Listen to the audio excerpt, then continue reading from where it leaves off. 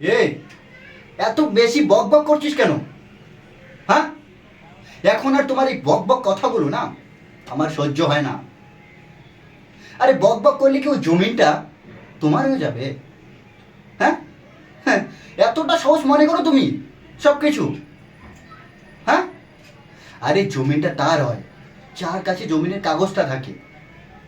আর জমিনের কাগজটা কার কাছে আছে বলো? হ্যাঁ, হ্যাঁ, আমাদের কাছে না। তাহলে তুমি বলো এই জমিনটা কার হলো? হ্যাঁ, হ্যাঁ, আমাদের না। দেখো, আমি তোমার সঙ্গে এতদিন ধরে কিছু বলিনি তোমাকে, কারণ আমি তোমার সাথে কোনো ঝগড়া চাইনি। কিন্তু তুমি যে না, সেটা আমার দুর্বলতা ভেবে নিয়েছো। দেখো,